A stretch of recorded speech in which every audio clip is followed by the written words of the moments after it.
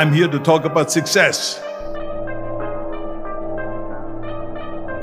You see, if you don't have a vision of where you go, and if you don't have a goal where you go, you drift around and you never end up anywhere.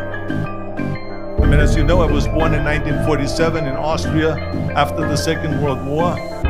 So I was very fortunate that I stumbled onto my vision. And I didn't really like Austria when I grew up. I couldn't wait to get out of there.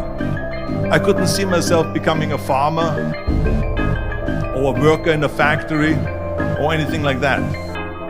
Even though my parents wanted me to stay there and have a normal life.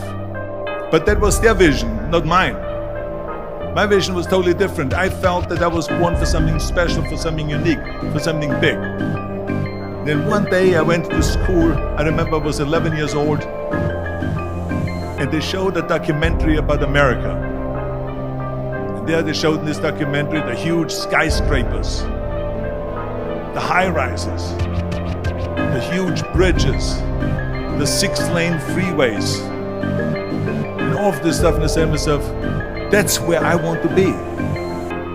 I don't want to be around here with these little farmhouses and these little buildings. I want to be in America. One day after school, I walked by a store in Graz.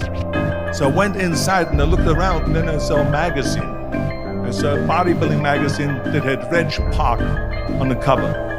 Reg Park was then a 3-time Mr. Universe.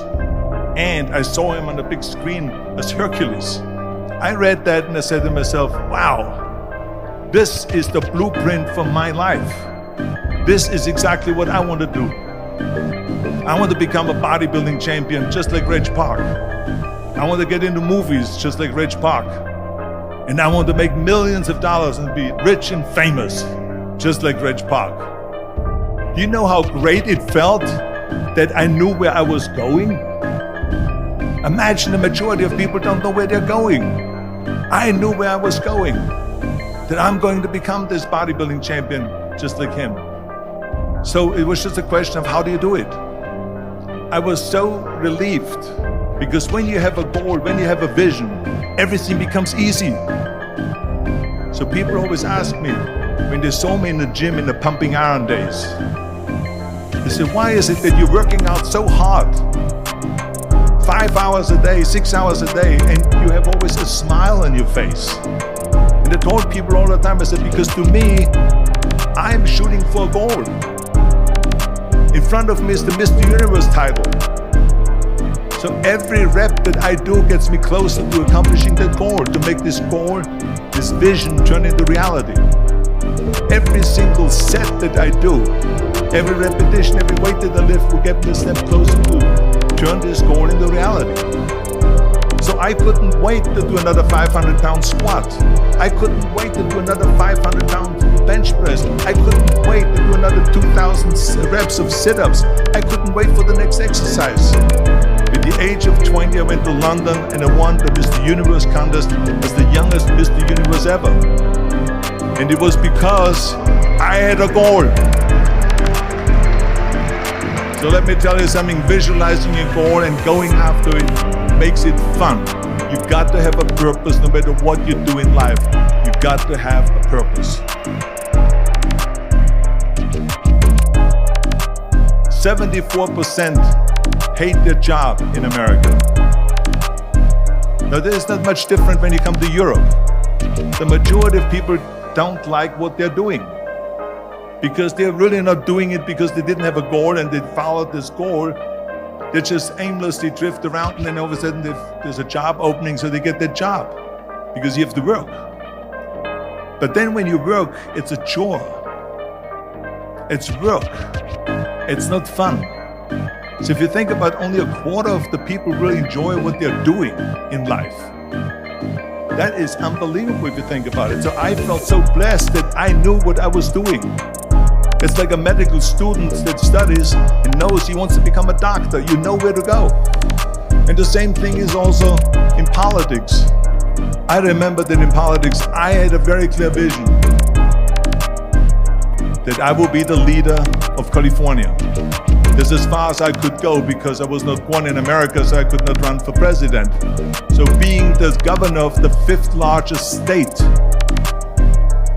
I should say the largest state, the fifth largest economy in the world, was for me really the ultimate title, the ultimate accomplishment in politics. So even though people came up to me and says, why don't you go and run for something smaller, you're never gonna make it. I ran for governor, and then 2 months later I became governor of the state of California. Again, because I had a very clear vision what I'm gonna do with California. So that's rule number one, have a vision. Rule number two is, don't listen to the naysayers. Don't listen to the naysayers.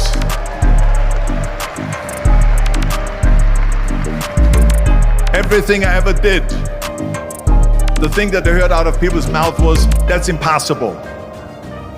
That can't be done. Or no. That is exactly what I heard, and of course I proved to the people that it can't be done. So whenever someone said to me, it can't be done, I heard, it can be done. When they said no, I heard yes. And when they said it's impossible, I heard it is possible. I'm a strong believer of what Nelson Mandela said, that everything is always impossible until someone does it. Well, I'm gonna be the one, I said to myself, I'm gonna do it and I'm gonna show it to them. Maybe it has never been done before. That's perfectly fine with me. But I'm gonna do it. And I did not listen to the naysayers. It's all about the hard work that you put in. I said to myself, in bodybuilding I worked out 5-6 hours a day. I'm gonna do the same thing now for acting.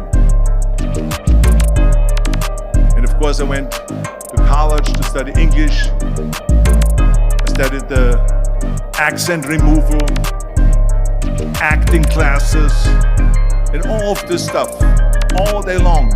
I worked and I worked and I worked.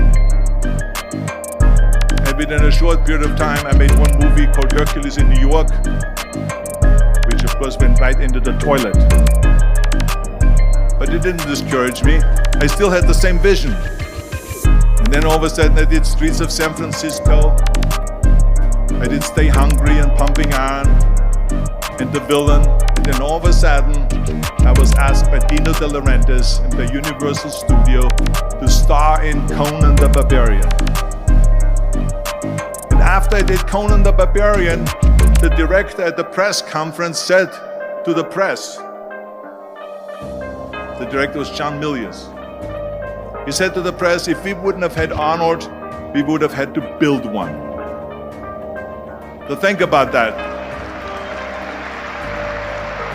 The very body that they said can never be sold because the time is wrong. A few years later, I'm doing Conan the Barbarian, and it was the #1 hit at the box office when it came out in the summer of '82. Think about that. And the director says, if we wouldn't have had his body, we would have had to build one. So all of a sudden, my body became an asset, not a liability. And the same thing was with Terminator. After we were finished filming Terminator, Jim Cameron said to the press, if Arnold wouldn't have had that accent and talked like a machine, I think the movie wouldn't have worked. So think about that.